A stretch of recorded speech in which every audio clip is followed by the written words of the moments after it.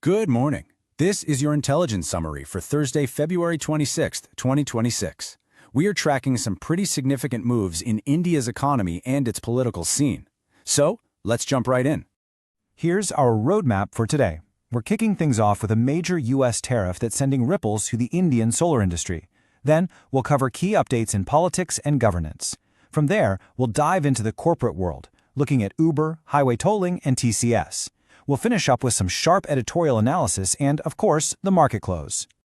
Our lead story is a big one, for sure. The United States has just made a major trade move, and it's causing some serious shockwaves across India's solar sector.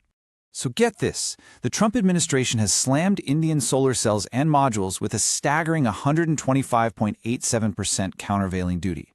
Now, if you're wondering, a countervailing duty is just a tariff meant to offset subsidies that a government gives its own producers.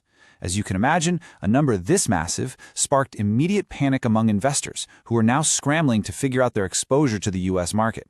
And the market's reaction? It was fast and it was harsh. We saw a huge sell-off in solar stocks. Wary Energies plunged by more than 10%. And you can see others like Premier Energies, Vikram Solar, and MV Photovoltaic. They all took a pretty big hit as well.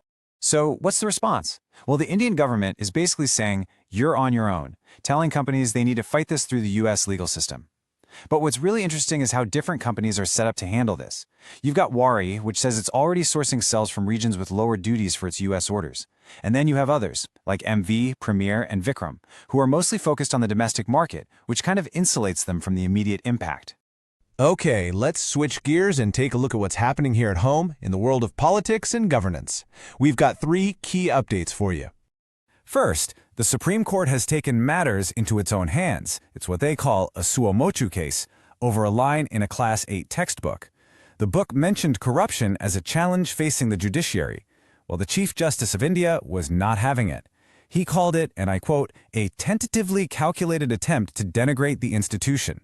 He scheduled an immediate hearing. Next up, we're getting a clearer picture of the 2027 digital census, and this thing is a massive operation. We're talking about 3.2 million field workers and a real-time monitoring portal. Phase 1 is the house listing, which will run from April to September. Then, the main event, the population count, is set for February 2027. And yeah, that's going to include collecting some very sensitive info, including caste details. And our final update in this section, Prime Minister Modi is visiting Israel. Now, this is happening at a pretty delicate time, especially since India just joined over 100 other nations at the UN to criticize Israel's actions in the West Bank. If you look at the trade numbers, things have cooled off quite a bit, dropping from over $10.7 billion in 23 down to just $3.6 billion this fiscal year. All right, let's pivot to the corporate sector. We've got some interesting developments in ride-hailing, infrastructure, and IT services. It looks like Uber India is getting a cash infusion from its parent company, and when you see these numbers, you understand why. The competition is getting really intense. Uber's revenue, it only grew by 2%. Compare that to its rival Rapido, which saw its revenue explode by 44%. Not only that, Rapido actually shrank its losses and ended the year with more free cash on hand than Uber India did. And you don't have to take my word for it. The pressure is being felt right at the very top. Uber's CEO, Dara Khosrowshahi, said it plainly himself. Quote, the tougher competition in India is Rapido. And you'll notice, he didn't mention Ola. Next, the plan to roll out barrier-free tolling on highways at over 1,000 locations? Well, it's hit a speed bump. The problem is, the system depends on imported cameras to read license plates, and that's raising some major security red flags about who has access to sensitive vehicle and owner data. So now, it looks like they're tapping the brakes and considering a much slower, phased rollout. And over in the IT space, the CEO of TCS has a clear message for his senior leaders about generative AI. He says, you have to build something to understand Gen AI.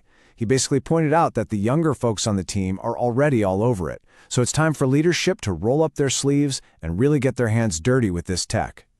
Now, this whole get with the program message to senior leaders is pretty interesting, especially when you remember the company just laid off some senior execs. And look at their employee base. It's incredibly young. As of March 2024, nearly 452,000 of their employees were under 30. We don't have the very latest breakdown, but it definitely paints a picture of a company with a young workforce and a leadership team being pushed to adapt, and fast.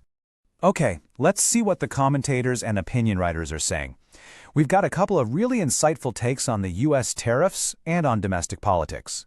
So first, Shekhar Iyer is arguing that a recent U.S. Supreme Court decision, one that puts some checks on presidential power, could actually be a silver lining for India.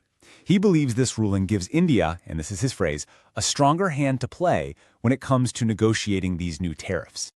And on the political front, Nishula Hebbar takes a close look at the BJP's strategy in West Bengal.